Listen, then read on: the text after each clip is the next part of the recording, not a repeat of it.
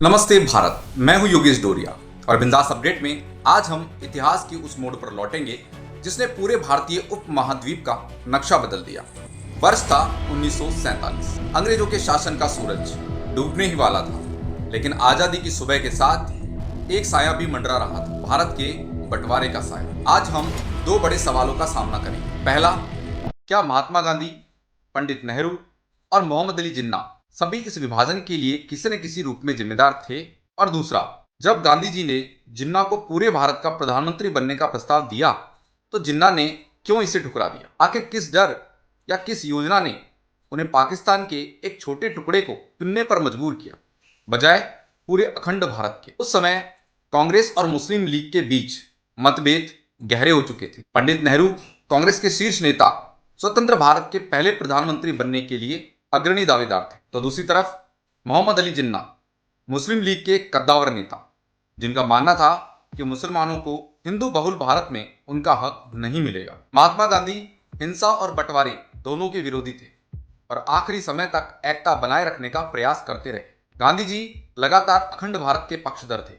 उन्होंने 1942 के भारत छोड़ो आंदोलन से लेकर 1947 तक बार बार कहा कि हिंदू मुस्लिम एकता जरूरी है और विभाजन गलत है। माउंटबेटन ने नेहरू को ही अंतरिम सरकार का प्रमुख घोषित किया और आजाद भारत का पहला प्रधानमंत्री भी। पटेल और अन्य वरिष्ठ नेताओं के बीच इस पर चर्चा हुई, लेकिन गांधी जी ने खुद नेहरू का नाम सुझाया क्योंकि उन्हें लगा कि अंतर्राष्ट्रीय स्तर पर नेहरू अधिक स्वीकार्य होंगे।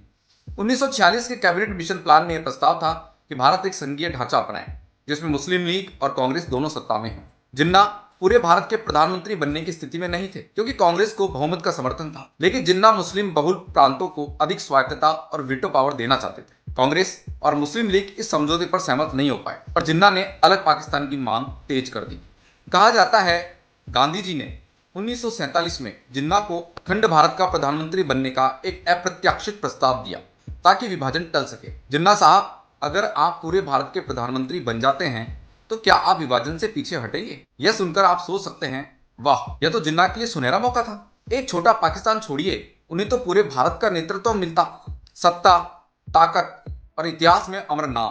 तो फिर उन्होंने क्यों मना कर दिया? जिन्ना के लिए यह केवल कुर्सी की लड़ाई नहीं थी, यह सत्ता की संरचना का सवाल था। 1930 के दशक तक जिन्ना हिंदू मुस्लिम एकता के राजनेता माने जाते थे, लेकिन 1937 के प्रांतीय चुनावों में मुस्लिम लीग को कई मुस्लिम बहुल प्रांतों में हार का सामना करना पड़ा और कांग्रेस ने कई जगह अकेले सरकार बनाई।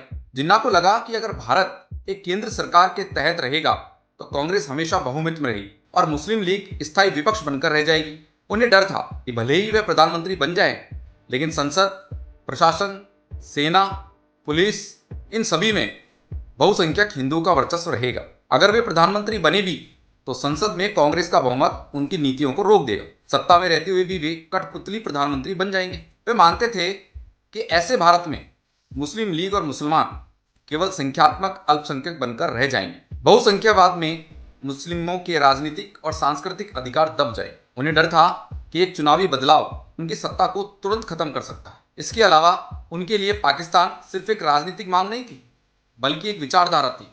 टू नेशन थ्योरी, यानी हिंदू और मुसलमान दो अलग अलग राष्ट्र हैं और उन्हें अलग देश चाहिए। अगर वह प्रस्ताव मान लेते तो उनकी यह विचारधारा धराशायी हो जाती और मुस्लिम लीग का अस्तित्व समाप्त हो जाता। पाकिस्तान भौगोलिक रूप से छोटा जरूर था, लेकिन यहां मुस्लिम लीग का पूरा नियंत्रण होता। कोई कांग्रेस नहीं। जिन्ना को कायदे आजम और पहले गवर्नर जनरल बनने का सम्मान और पूर्ण सत्ता मिलती। उन्हें यह डर नहीं रहता कि कल चुनाव में बहुमत हो जाए। पाकिस्तान में वे राष्ट्रीय हीरो और निर्विवाद नेता था, जबकि अखंड भारत में भी कांग्रेस और नेहरू पटेल जैसे बड़े नेताओं के बीच फंसे रहते। अगर बात करें भावनात्मक और राजनीतिक मोड़ की, 1940 में लाहौर प्रस्ताव के बाद जिन्ना ने अपने समर्थकों से बार बार वादा किया था कि वे अलग राष्ट्र बने। अगर वे आखिरी समय में प्रधानमंत्री बनकर पाकिस्तान की मांग छोड़ देते तो उन्हें अपने समर्थकों की नजरों में धोखेबाज कहा जाता। जिन्ना की छवि उस समय मुस्लिम राष्ट्र के रक्षक की थी।